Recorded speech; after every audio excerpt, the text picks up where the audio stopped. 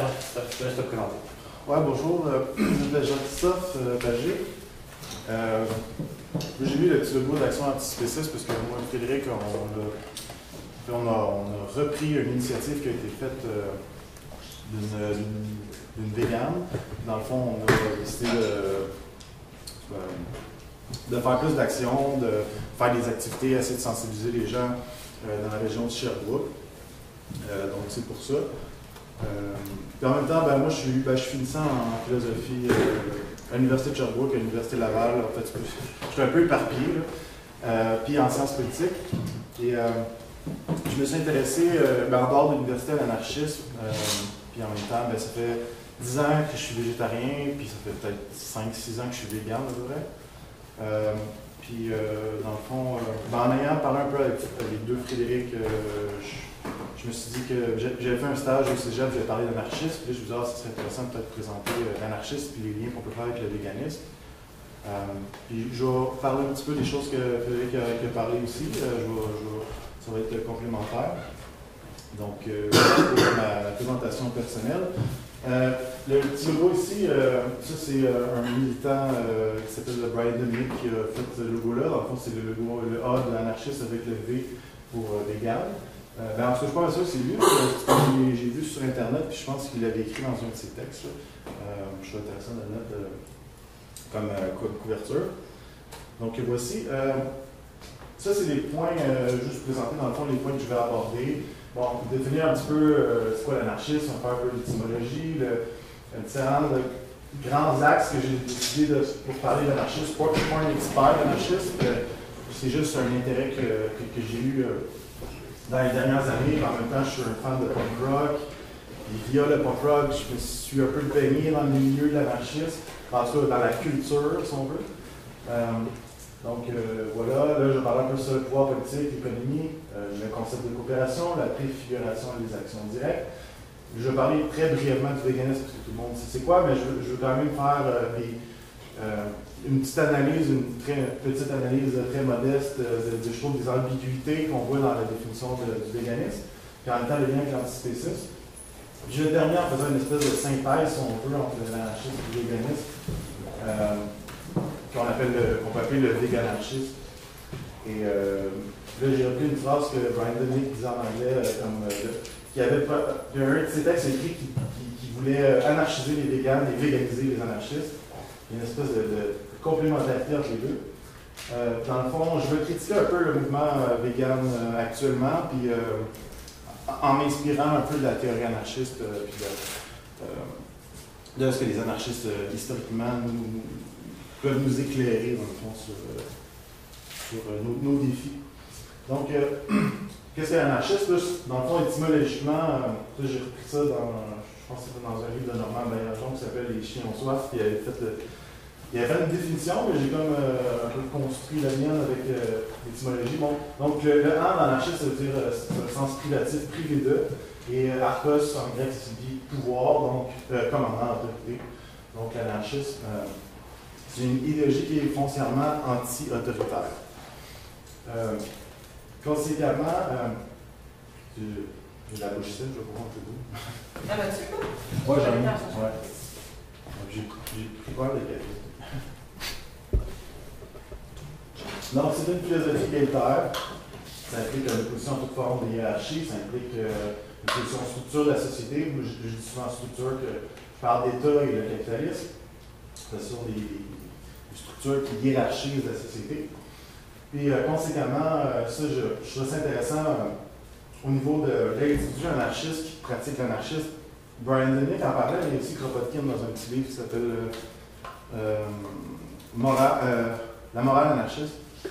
Il disait que l'anarchiste, une fois qu'il a vraiment intégré le concept d'égalité, il se méfie de lui-même dans tous ses comportements, dans le sens qu'il ne veut pas être un dominant et dominé. Fait que dans ses rapports interpersonnels, il veut toujours essayer de traiter l'autre comme un égal et non pas dans une relation dominant-dominé. Et Kropotkin disait que la morale anarchiste, c'était la capacité de se mettre à la place de l'autre, de sentir son injustice. Puis une fois qu'on développe cette habileté-là de se mettre dans la place de l'autre, ça nous amène à faire une action, dans le fond, à dénoncer l'injustice, parce que ça, dans le fond, on a comme émotionnellement, on comprend la violence et l'injustice, donc l'émotion nous pousse à l'action, dans le fond, à faire en sorte d'éliminer l'injustice. Donc, voilà pour, dans le fond, l'étymologie, le sens profond de l'anarchisme, un peu aussi qu'est-ce que ça peut signifier pour l'individu. Donc, moi, dans le fond, j'ai un peu de ma compréhension d'anarchiste assez modeste. J'aime ça comme présenter ça un peu comme des dichotomies. Pour ceux qui ne savent pas, dichotomie, ça veut dire couper en deux. Comme l'État libéral puis le capitalisme. Puis, dans le fond, l'État libéral, ben, ça crée une relation dominant-dominé. Dans le fond, il y a gouvernant-gouverné. Il y a ceux qui gouvernent et il y a ceux ceux qui sont gouvernés. Donc, il y a une relation de domination entre les deux. Max Weber parlait de l'État comme étant une institution qui a la légitimité de la force coercitive ou de la violence. La légitimité du pouvoir politique, du pouvoir centralisé. Donc, c'est nos dirigeants qui, eux, sont dans une position apparemment, dans une meilleure position pour prendre des décisions que ceux qui sont gouvernés. Donc, c'est eux qui prennent les décisions. Et dans le cas du capitalisme, même chose, une relation un peu dominant-dominé, mais j'ai utilisé exploiteur-exploité. Bon, comme Karl Marx parlait dans la société capitaliste, ce sont les capitalistes, ce sont les gens qui possèdent, dans le fond, que ce soit l'industrie, mais ils possèdent les moyens de production, dans le sens que les travailleurs, ce sont des salariés, ils travaillent pour un salaire, ils ne travaillent pas, ce qu'ils produisent ne leur appartient pas, ça appartient aux capitalistes qui, eux, leur donnent un salaire. Il y a comme une dépossession du travail, dans le fond, les travailleurs, tout ce qu'ils ont à offrir, c'est leur force de travail, dans le sens que, ils ne peuvent pas travailler pour eux-mêmes parce que c'est pas eux auxquels appartient le produit qu'ils font, et non plus tout le matériel nécessaire pour la production. Là, c'est très... c'est Karl Marx, c'est d'extrêmement original. Puis en même temps, le travailleur, Karl Marx parle d'aliénation, puis une perte d'autonomie dans le sens que, bon, les travailleurs souvent, mais là c'est surtout à l'époque au 19e siècle, où est-ce que les travailleurs dans l'usine font des tâches répétitives, puis dans le fond, ils deviennent un peu comme des machines. Ils perdent un peu leur humanité, sont aliénés par rapport à eux-mêmes, à leur nature. Donc, il y a une perte d'autonomie. Et, c'est ça, il y a l'aliénation. Donc, ces deux structures-là, que je dis, sont hiérarchisantes, relation de subordination, puis en même temps, il y a une concentration du pouvoir au même titre dans l'État libéral que dans le capitalisme. C'est une minorité de gens qui détiennent un pouvoir politique et économique. Donc, c'est un peu les deux principaux axes de laquelle je veux parler dans l'anarchisme.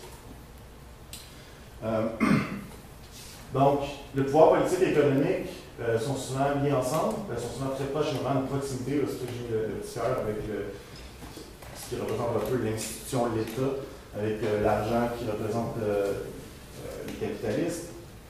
Bon, l'État libéral, ce sont deux structures, comme je dis, qui hiérarchisent, donc, qui créent une relation à la verticale.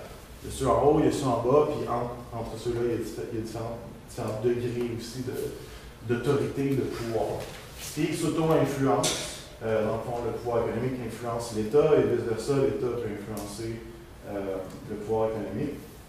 Bien qu'aujourd'hui, je pense qu'on peut dire avec assez d'assurance que des fois, c'est souvent le secteur privé qui a plus d'impact sur l'État. Puis je pense que beaucoup de professeurs en sciences politiques seraient d'accord pour dire que l'État, à l'époque moderne, ou plus aujourd'hui, a de moins en moins de pouvoir, moins en moins d'entrée sur le monde et moins en moins libre par rapport au pouvoir capitaliste. Donc voilà, encore une fois, c'est pour illustrer un peu l'espèce de verticalité de la relation que produisent ces deux structures-là. Bon, l'anarchisme, dans le fond, ça va vraiment à l'opposé. Au lieu d'avoir une structure qui est à la verticale, on veut favoriser les rapports à l'horizontale, donc égalitaires. Donc, on veut abolir les hiérarchies. Donc, ça a pour conséquence d'abolir l'État et le système capitaliste. Décentraliser le pouvoir, on veut diffuser le pouvoir au lieu que le pouvoir soit centralisé aux mains d'une clique, dans le fond, qui sont souvent des gens bien éduqués, qui ont des moyens financiers. Mais là, on veut faire en sorte que c'est ça, le pouvoir soit mieux distribué dans la société, que les gens puissent de plus en plus quand je peux dire, se réapproprier le pouvoir ou s'approprier le pouvoir pour influencer l'orientation de la société. Je vais juste regarder parce que j'avais oublié que j'avais des notes.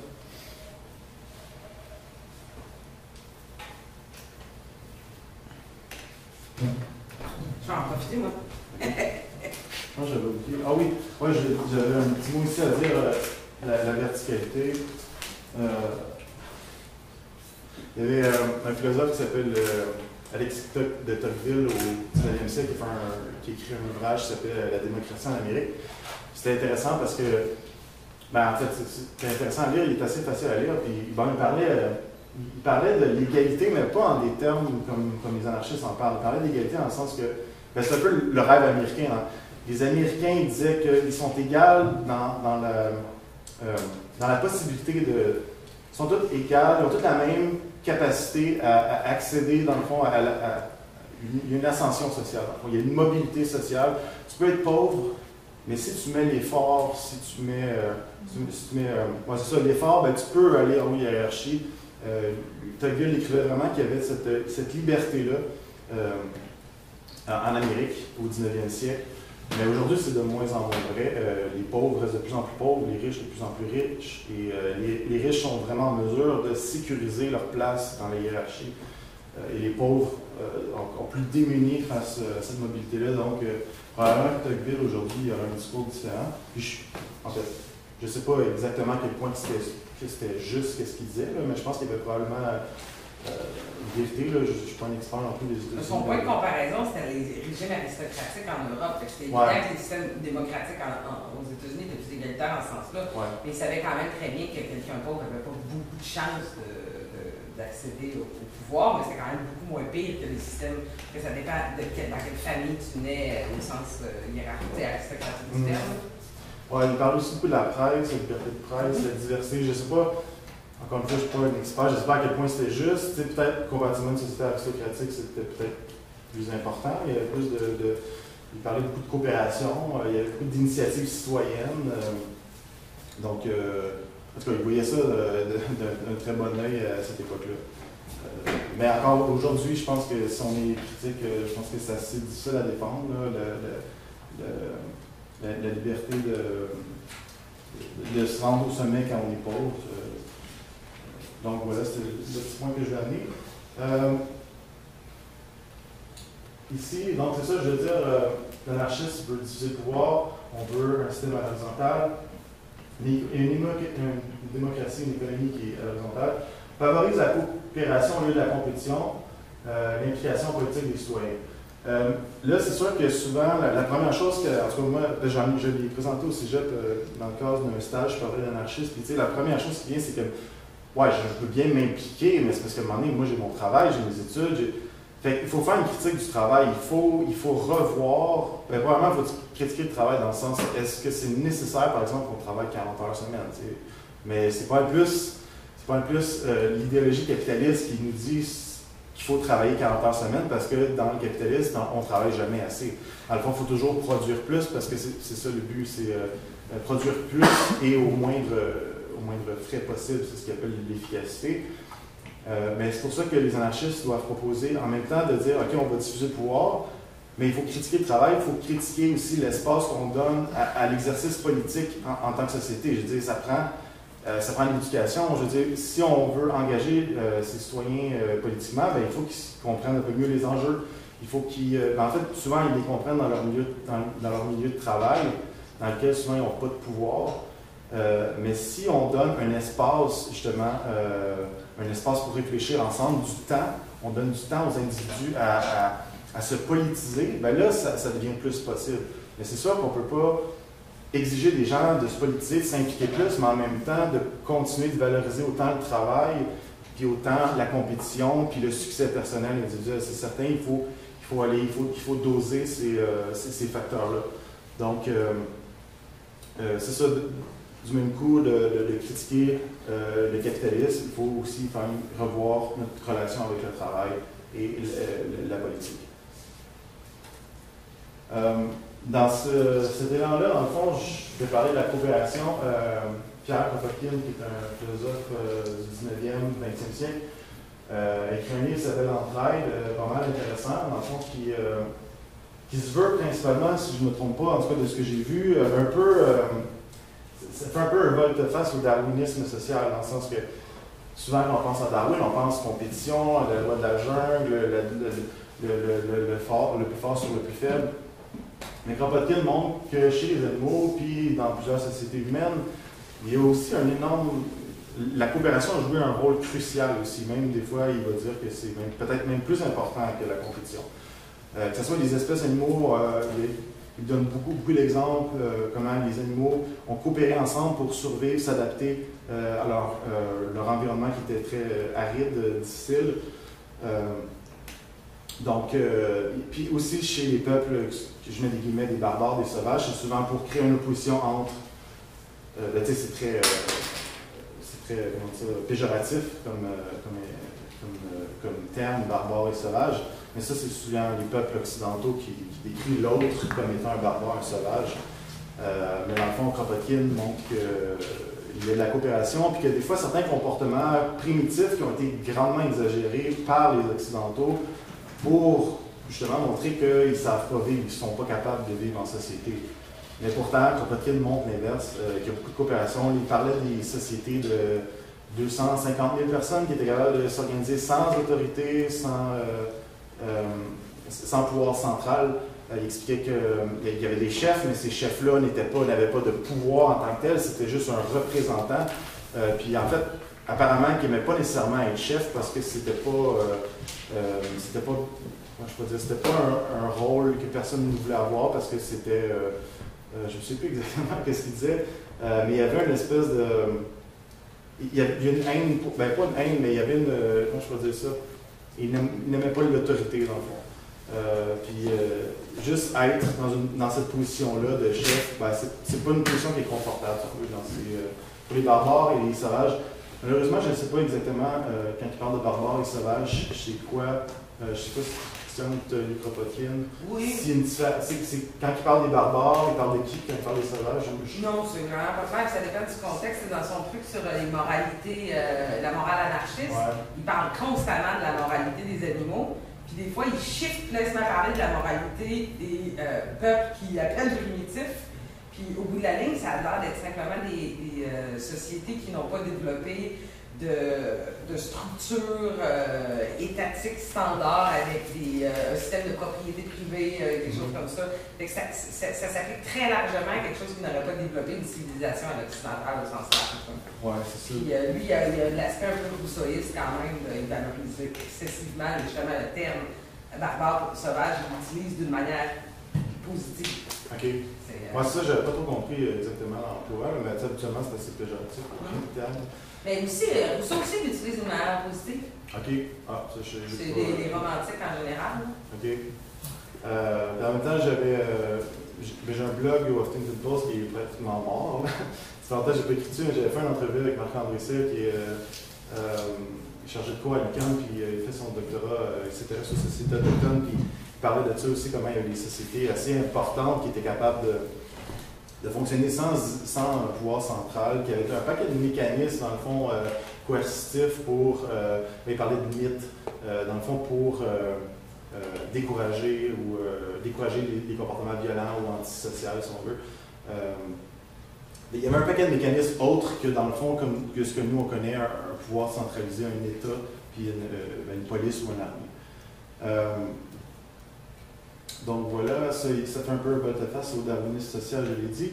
Je vais parler de Francis Dupuy-Derry parce que ce que je trouve intéressant un peu pour faire le lien avec Kropotkin, c'est que dans nos sociétés, Francis Dupuy-Derry, son livre qui écrit Démocratie, histoire d'un mot politique, qui retrace l'histoire de comment le mot démocratie, en fait, c'est quoi la démocratie? puis comment le mot a été employé de façon différente au cours de l'histoire. Puis ce que je trouve intéressant, c'est que en même temps que dans nos sociétés occidentales, on dit qu'on vit dans une démocratie, mais on récupère tout le langage de la démocratie ou de la coopération. Tu sais, c'est comme, on vit dans une démocratie, on a l'impression que tout le monde peut dire ce qu'il veut sur n'importe quoi, tout le monde a un pouvoir, tout ça, mais dans le fond, je veux dire, ça se résume souvent aux élections, puis en même temps, les gens n'ont pas nécessairement le temps de s'investir politiquement. Fait que la coopération, c'est vraiment tiré par les cheveux, mais souvent, vu qu'on a l'étiquette démocratie, c'est comme ça, on vit dans un monde de coopération et égalitaire, mais dans le fond, c'est faux. Puis c'est ce que Francis Dupuy-Derry montre, c'est que les pères fondateurs de nos démocraties étaient des antidémocrates. Ce qui est assez une thèse assez intéressante. Quand on regarde leur correspondance, leurs écrits, leurs discours, lui, il retrace que, probablement, le mot démocratie, c'est le pouvoir au peuple, mais qu'aux États-Unis, je pense qu'il parle dans les années 30, il y a vraiment eu un revirement. Au début, les hommes politiques, que ce soit Washington ou qui avait d'autres noms, je ne sais plus son nom, les présidents après, c'était John Adams. Ils accusaient leurs adversaires politiques d'être des démocrates. Fait que la démocratie, c'était la plèbe. C'est le pouvoir aux pauvres, puis les pauvres, ils ne savent pas comment organiser la société, on ne peut pas leur faire confiance. Fait que quand tu étais un démocrate, c'était très mal vu. Mais là, dans les années 1830 environ, on a commencé à utiliser le mot d'une façon positive, la démocratie. Là, on se voulait démocrate parce que c'était... il y avait eu, en tout cas, je ne sais pas tous les changements sociaux qu'il y a eu, mais ça avait c'était beaucoup plus positif. En fond, c'était un peu populiste. De se voir démocrate, ça avait une valeur. Puis là, on a cherché du capital politique sur cette base-là. Puis au Canada, il me semble, je l'ai relu un petit peu quelques jours, puis ça a pris plus de temps avant qu'on se réclame de démocratie. Je pense que c'est à peu près la Première Guerre mondiale. Ça avait un effet de mobilisation là, pour s'engager dans l'armée.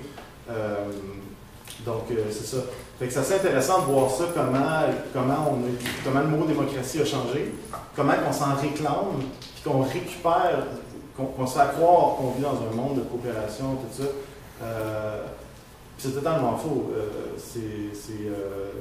Techniquement, comme Francis Dupuy-Derry parle d'aristocratie élue, dans le sens que c'est des aristocrates, mais ils ont été élus. Mais n'en demeure pas moins qu'ils sont des gens qui sont en moyen, qui sont l'élite de la société qui nous dirige. Puis quand on regarde ces deux penseurs-là, Francis Dupuy-Derry parle beaucoup de Kropotkin, mais on a des exemples historiques où est-ce qu'il y a de la coopération. On a des exemples historiques où, comme je dis tantôt, des populations assez importantes, là on parle de 250 000 personnes, où est-ce qu'il n'y a pas d'autorité, il n'y a pas d'État, puis ils sont capables de fonctionner, ils sont capables de... Est-ce que tu as des exemples en tête? J'ai des exemples, comme un exemple classique, c'est comme l'Espagne de 1936. Ça, c'est comme une société anarchiste, mais il parle beaucoup de sociétés au Moyen-Âge. Où est-ce que, c'est ça, c'était décentralisé. Là, le Moyen-Âge, c'est quand même une bonne période, mais j'ai pas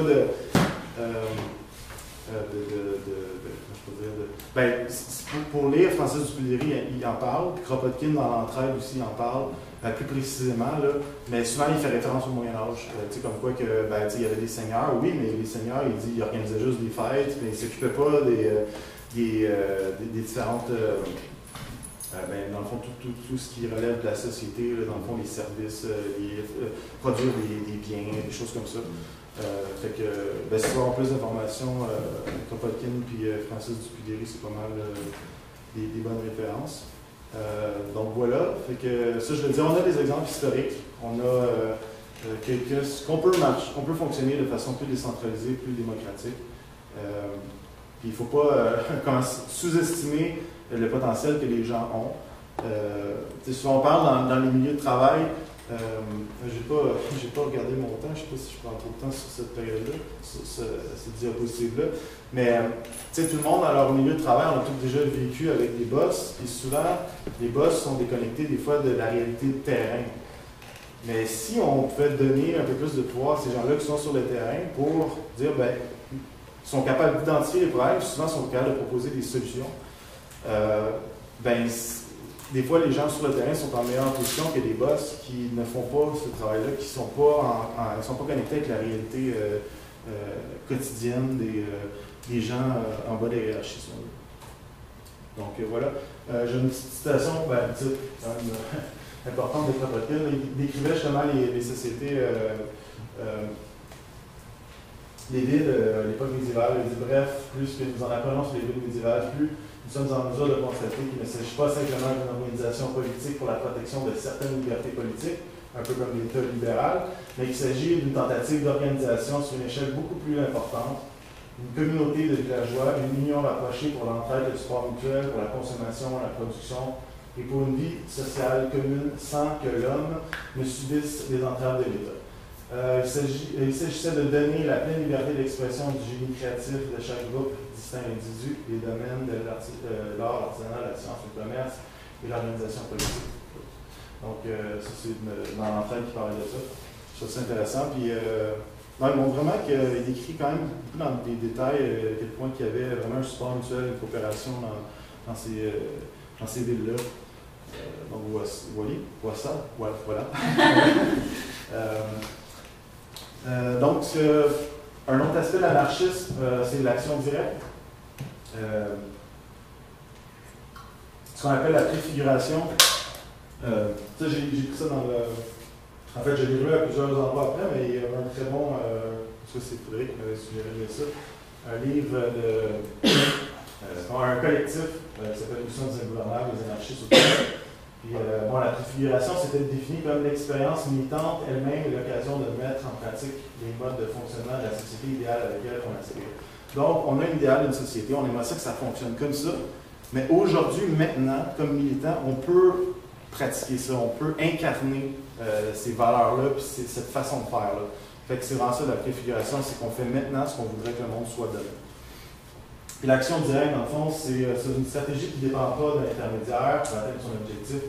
En ce sens, l'action directe est à la fois une stratégie et un type de tactique. Donc, on ne passe pas par l'État, on ne passe pas par... qu'est-ce que ça peut être? Je pense influencer le domaine privé. C'est vraiment nous, on prend les moyens qu'on a besoin et on fait l'action qu'on croit juste pour faire avancer notre cause.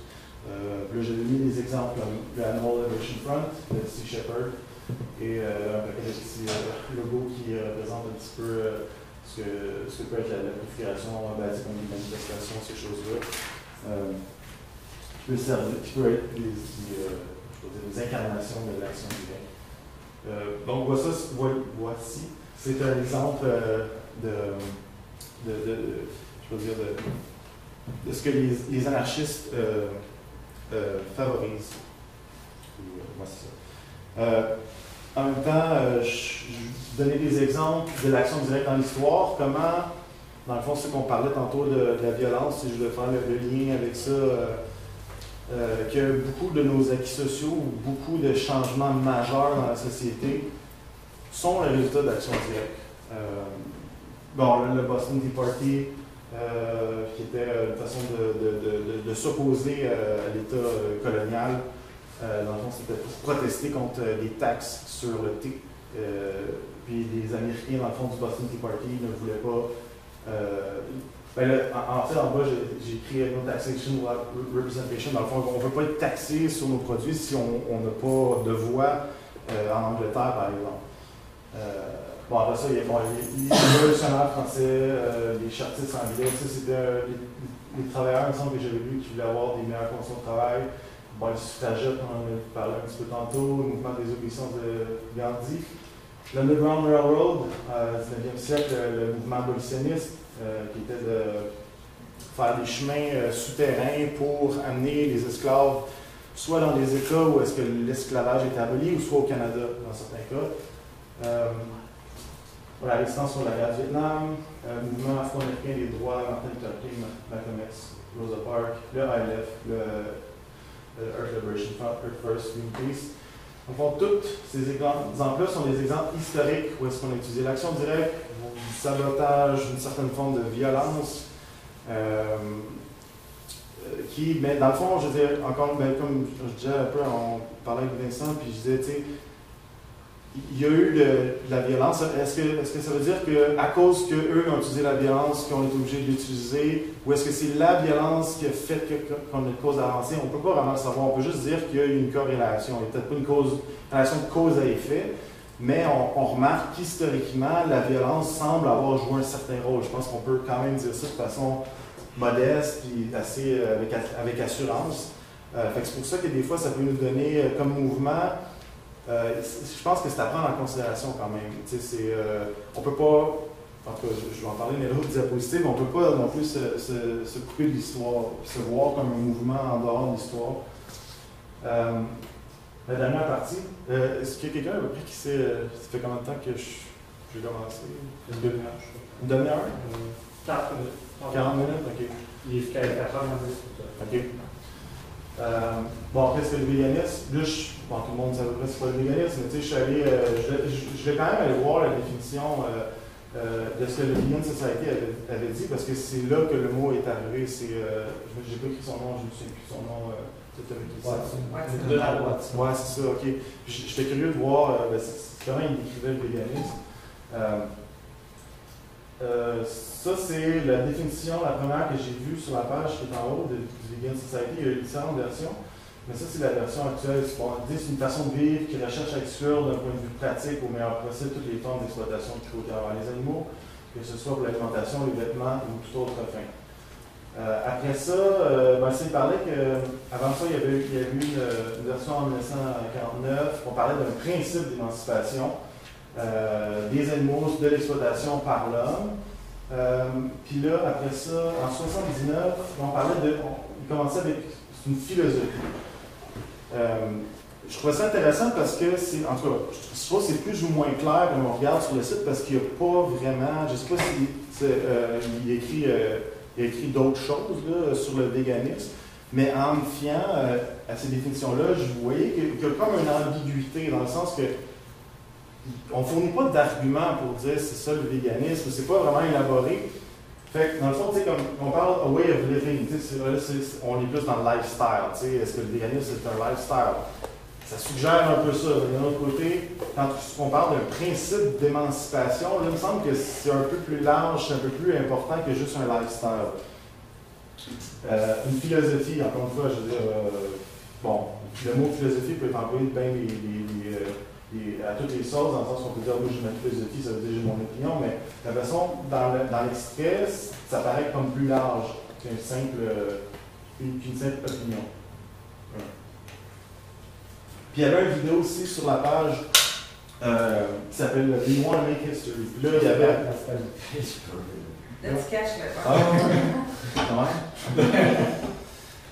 ouais, c'est ça, il y avait une vidéo qui s'appelait Do You Want to Make History? Puis là, quand tu regardes une petite capsule, puis là ils font une espèce d'historique des mouvements sociaux. Puis là, dans le fond, ça suppose que le mouvement vegan est comme dans une continuité avec ça. Fait que là, encore une fois, là, ça va un peu à l'encontre du lifestyle, parce qu'on parle d'un mouvement, d'une lutte sociale. Fait que là, je propose ça de façon très modeste. Je vais montrer un peu comment on peut interpréter le véganisme. Soit on peut le voir comme une lutte sociale, ou soit que ça peut vraiment être une morale personnelle ou un ascétisme, dans le fond, c'est une espèce de rigueur personnelle qu'on se donne des règles morales personnelles pour atteindre une certaine pureté morale. Puis là, en bas, en fait, j'aurais pu le mettre aussi à côté dans la même, là, on voit mal les lignes. Là. Il y a aussi comme un individualisme, ça peut être récupéré d'un point de vue là, carrément consumériste, dans le sens que par mes choix de consommateur, je décide de favoriser telle chose plus qu'une autre. J'aime l'expression d'un philosophe américain qui critique ça en disant « Vote with our vegan dollars ». Ouais. On allait changer le monde. Ouais, ben c'est ça. L'autre après, je parle un petit peu de cette notion-là. Puis là, j'ai mis l'antispécisme sur une flèche comme ça. J'étais pas certain. J'en ai parlé un peu avec Fred, mais je vais être comme je dis, prudent avec ce que je dis là-dessus. C'est que l'antispécisme, de façon classique, c'est dans le sens que l'appartenance à l'espèce, c'est pas un critère qui est. C'est un critère qui est arbitraire au même titre que le sexe puis la race, comme le sexisme et le racisme. Fait une fois qu'on a ça, il n'y a pas de débat à avoir, c'est ça l'antispécisme. Sauf que quand on regarde ce que ça implique dans la pratique, il y a comme une interprétation différente, dans le sens que moi, je peux me dire antispéciste, quelqu'un d'autre peut se dire antispéciste, mais dans les stratégies ou comme, mettons, militant, ça peut vouloir dire d'autres choses. Est-ce que, par exemple, est-ce que ça justifie, est-ce que cette injustice-là que j'identifie justifie que je fasse des manifs ou non, j'en reste à simplement à mes choix de consommation individuels? Bien, c'est ça, pour être réellement incarné l'antispécisme, je vois qu'il y a comme plusieurs niveaux de compréhension, plutôt d'implication. Pour tout le monde, ça peut vouloir dire la même chose, l'antispécisme, mais c'est pas, on ne va pas tout de manière pratique dans notre vie quotidienne, on va l'incarner de manière différente. C'est un peu ça, je voulais montrer que dans ce spectre-là, qu'on considère ça comme une lutte sociale ou une morale personnelle, on a ça a une implication différente l'antispécisme. C'était pour montrer un peu les degrés de ce que ça signifie, dans le fond, que j'ai mis cette flèche-là. Donc, là, c'est comme la partie de synthèse, si on veut, l'anarchisme et le véganisme, c'est quoi le lien qu'on veut faire entre les deux, une fois que j'ai présenté de façon brève l'anarchisme. Ben, comme Brian Demick, j'avais quand même enseigné dans son texte, c'est écrit anarchiser les végans et véganiser les anarchistes. Et Bess et Pelot aussi en parlent dans leur texte. C'est vraiment faire le pont entre les deux, c'est une co-reconnaissance du principe d'égalité. Parce que quand on est antispéciste, c'est qu'on reconnaît que les animaux non humains sont égaux à nous dans le sens qu'on a droit à l'intégrité physique et à la vie, par exemple. Fait que c'est un principe d'égalité. Et pour les anarchistes, ben, ça montre que le principe d'égalité, ben, ça dépasse l'être humain. C'est pas juste l'être humain, parce que c'est pas juste l'être humain qui a des intérêts. Si on parle comme, entre autres, Peter Singer parle beaucoup d'intérêts. Fait que les anarchistes doivent reconnaître que, ben, c'est ça, qu'il faut non seulement, dans votre théorie, parler des humains, mais il faut inclure les non-humains aussi pour être cohérent, dans le fond, avec le principe d'égalité. Puis les végans, eux, doivent comprendre l'anarchiste parce qu'ils doivent se nourrir de la théorie anarchiste, parce que comme militants, si on l'interprète comme une lutte sociale, ben, les anarchistes prennent en compte les mouvements sociaux, prennent en compte les stratégies qui ont été utilisées. Donc, c'est ça que les végans doivent retrouver, mais en même temps, c'est ça que je dis, les végans doivent inscrire le mouvement de libération animale dans un cadre historico-politique pour comprendre, quand on pense aux stratégies, comprendre les rapports de force. Dans le sens que, souvent, en tout cas, c'est ce que j'ai remarqué sur les réseaux sociaux puis en parlant à des gens, c'est qu'on a l'impression qu'il y a vraiment on en parle beaucoup avec Fred, comment le mouvement est apolitique, puis c'est comme si, puis ça, c'est compréhensible, mais tu sais, c'est comme si on n'est pas capable d'inscrire le mouvement dans l'histoire. Si on regarde les mouvements sociaux, on ne peut pas dire, nous, on est ahistorique, dans le fond, nous, on n'a pas...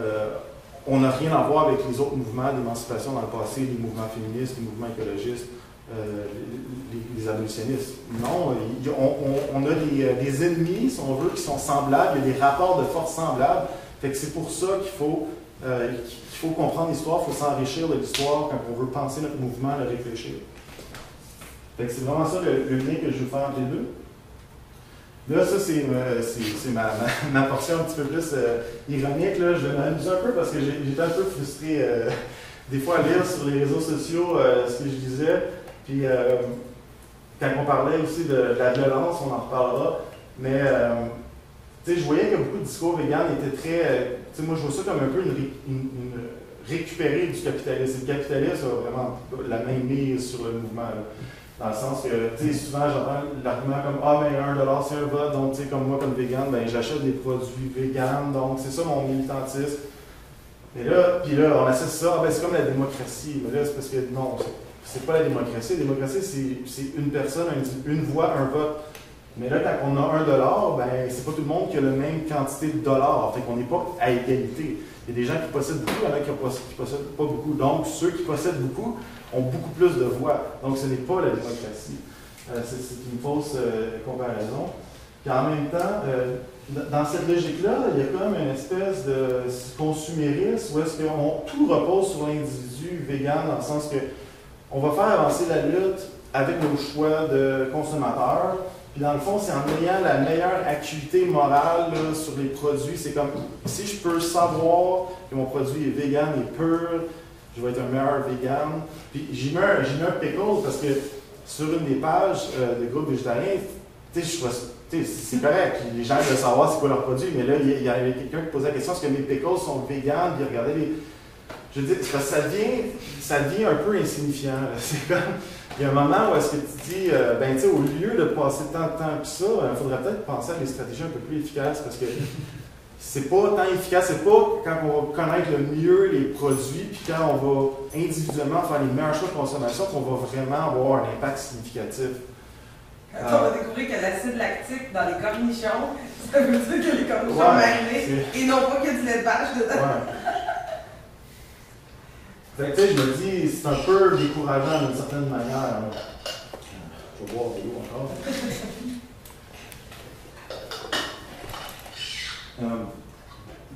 Puis bon, j'ai mis une naïveté parce que oui, c'est un peu pour revenir sur l'aspect historique. Je trouve qu'il y en a beaucoup que ils gagneraient à s'intéresser un peu à l'histoire parce que justement, c'est comme si nous, on n'a pas de connaissance, de l'histoire, on n'a pas de connaissance des enjeux politiques. On se crée de rien. C'est comme un mouvement, là, vegan se crée d'absolument rien. Et on va faire notre manière. On va faire avancer notre cause à notre manière par nos propres moyens sans prendre en considération ce qui s'est fait.